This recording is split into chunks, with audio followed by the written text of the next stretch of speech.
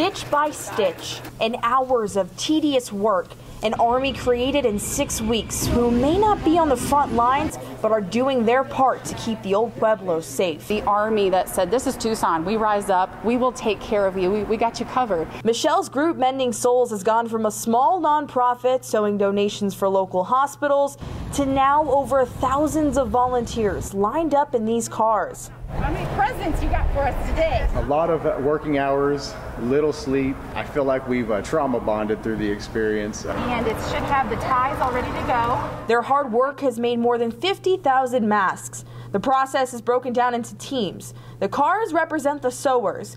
Michelle checks material out to them with their licenses, kind of like a library book, and then they come back in 2 days with masks. This is the army. Then there's the cutting team. Used to be a group of 200 hand cutting each piece of fabric, but now it looks like this. When my wife and her friends were sewing masks for Mending Souls, I noticed that it was taking them about 3 times as much time to cut the fabric out as they were spending sewing. This is when the owner of Creative Machines, Joe O'Connell, donated his laser cutter to make masks. We can cut out about 2,000 a day in a normal 8-hour day. It's been really hard accessing personal protective equipment because there's such a great need. The masks are donated, but not just to the first responders in our community.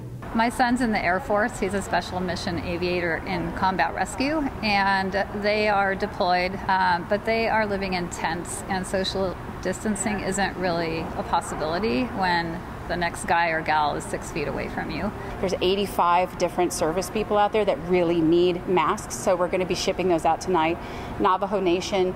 It's not just for our local hospitals, it's also for our surrounding communities. 8 people. Everybody's going to be taken care of today. That's awesome.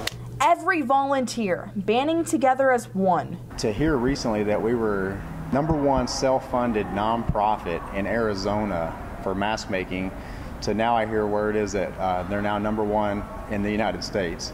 And thanks to people like Jeff Whiteman at my company Empire Cat donating to help support us, that's one reason we're able to keep going. And this group, never thinking they'd be together. This is my hug dad. Oh, thank you so much for being here today. Just sitting there watching her work ethic, day after day. I mean, she's Wonder Woman for sure.